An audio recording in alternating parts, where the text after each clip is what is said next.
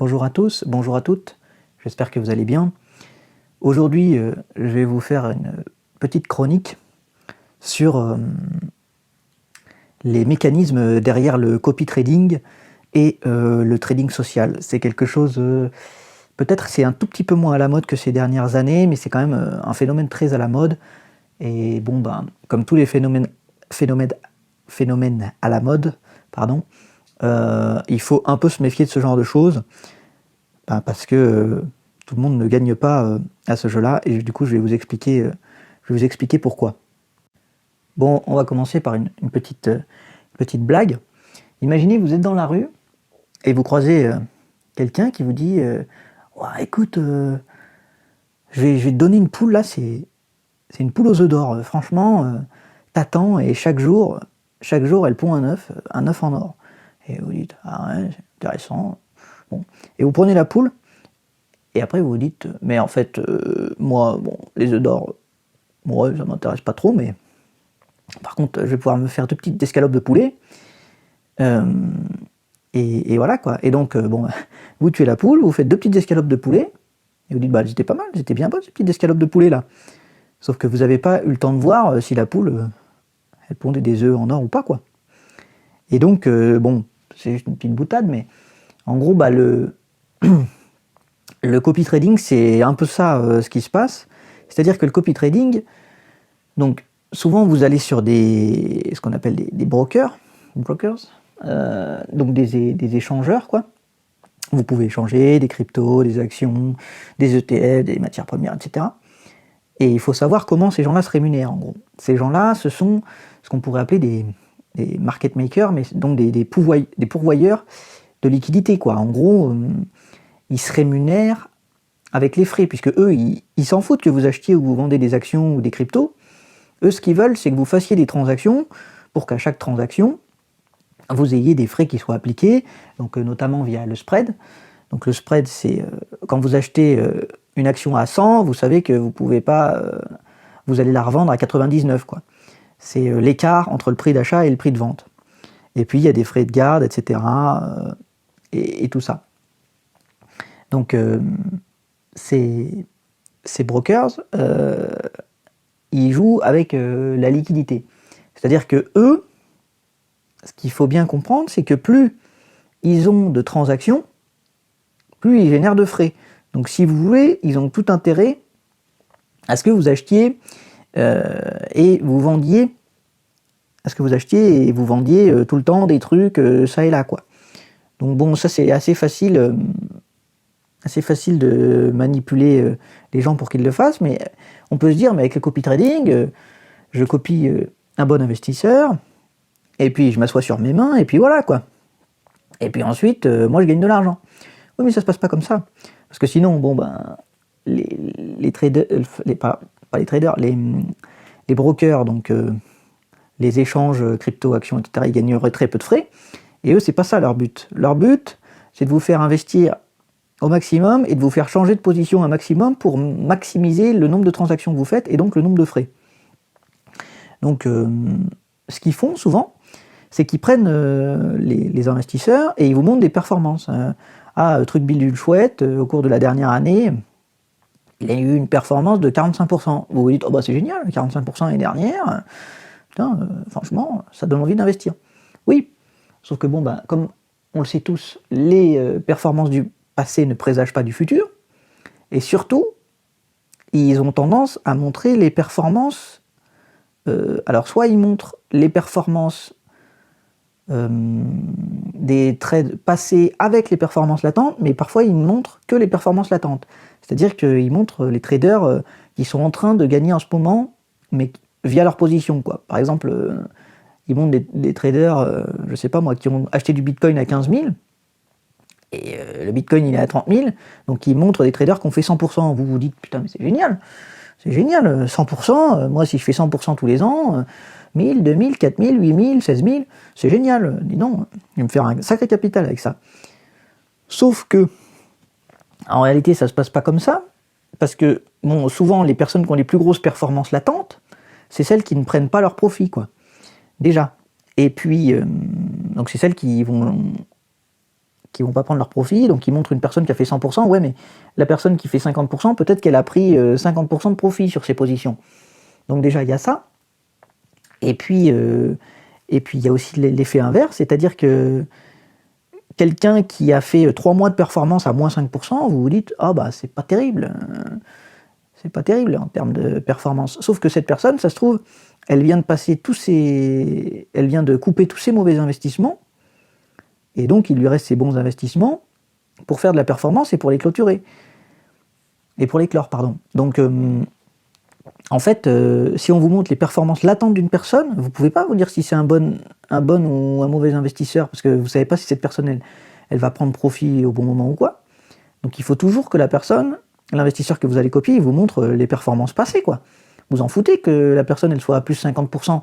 Si par le passé, elle n'a jamais réussi à fermer un investissement dans le vert et qu'elle n'a jamais pris de profit, oui, il y a des moments, elle va être beaucoup dans le vert, mais comme on dit, pas vendu, pas perdu, et pas vendu, pas gagné non plus, quoi.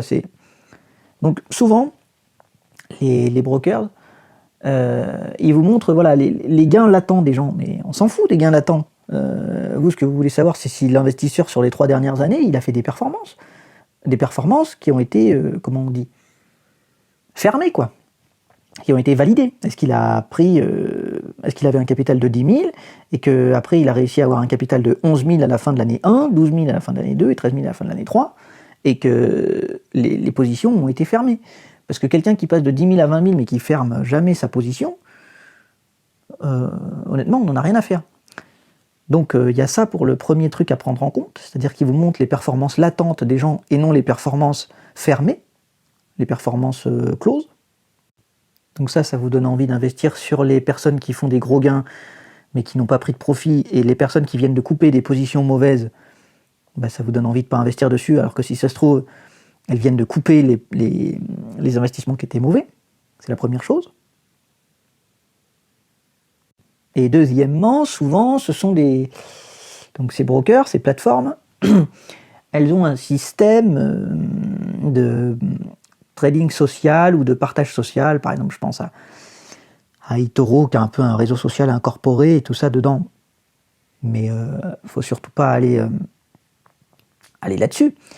Sauf si vous voyez un investisseur qui montre ses performances, mais sinon, c'est terrible d'aller sur Twitter, sur les réseaux sociaux liés à la finance et tout ça, parce que ça vous donne envie de faire n'importe quoi, parce que vous avez investi sur un investisseur, il commence à perdre, les gens commencent à lui poser des questions, il dit, ben là, excusez-moi, mais il faut attendre un petit peu. Et là, il est confronté à toute l'impatience des gens qui lui posent des questions, et il dit, bah, faut attendre, quoi. Il n'y a rien à faire. Et donc, comment dire, ça vous pousse à agir de manière émotionnelle, les réseaux sociaux et le trading social, notamment sur le copy trading. Vous voyez ce mec qui investit, et puis après, au début, il a des bonnes performances latentes, après, il va perdre un peu, donc vous allez aller voir sur les réseaux sociaux ce qu'il dit, etc., ça va vous faire douter. Et donc, ils ont très bien compris qu'avec les réseaux sociaux et les stratégies, ils peuvent augmenter vos émotions, et en gros, manipuler, vous baiser le cerveau, quoi, pour que vous fassiez n'importe quoi et vous quittiez les traders qui sont rentables, pour vous rediriger sur des traders que vous pensez rentables, et vous êtes en permanence en train de changer de stratégie. Donc moi, ce que je dis en général à cet usage, c'est que si vous commencez à copier un trader, par exemple, vous ne pouvez pas savoir si la personne est bonne ou mauvaise avant 1 an, puisque vous ne savez pas si elle va fermer des positions correctement ou quoi. Donc si vous voulez copier des traders, vous mettez un tout petit capital au début, et puis vous regardez un peu comment ils se comportent sur une année. Vous avez un peu un test, des positions que la personne ferme, pour voir si c'est en positif ou pas. Et voilà, mais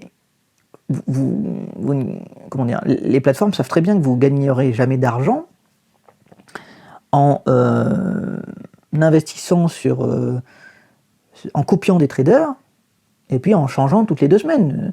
Juste leur but à eux, c'est de vous balader mentalement pour vous dire, ah, celui-là il est peut-être meilleur, mais celui-là il est peut-être pas bon en fait, je vais changer de copie, etc.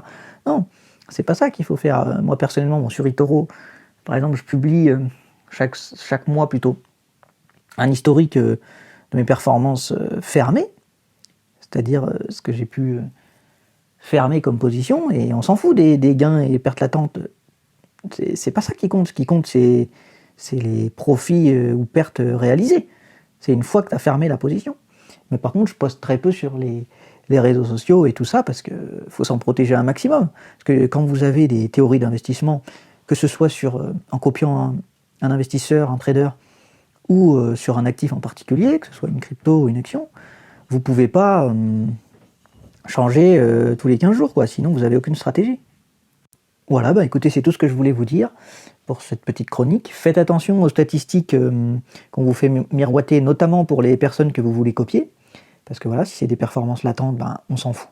Ce qui compte, c'est les performances passées qui ont été fermées, pour voir comment la personne s'est débrouillée. Évitez surtout d'aller sur les réseaux sociaux de trading, etc., parce que sinon vous allez vous faire balader mentalement.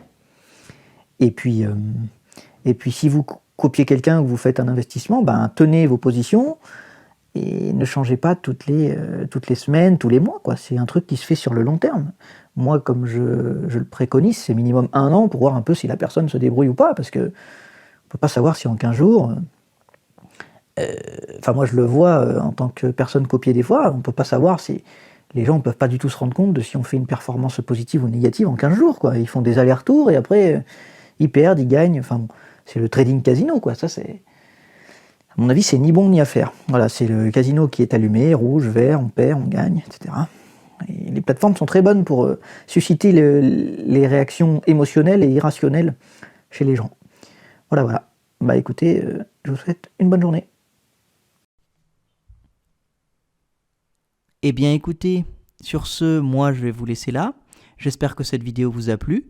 Si tel est le cas, n'hésitez pas à lui laisser un petit pouce bleu, à commenter ou à la partager. Et puis pour être au courant des prochaines sorties de la chaîne, n'hésitez pas à vous abonner et à activer les notifications.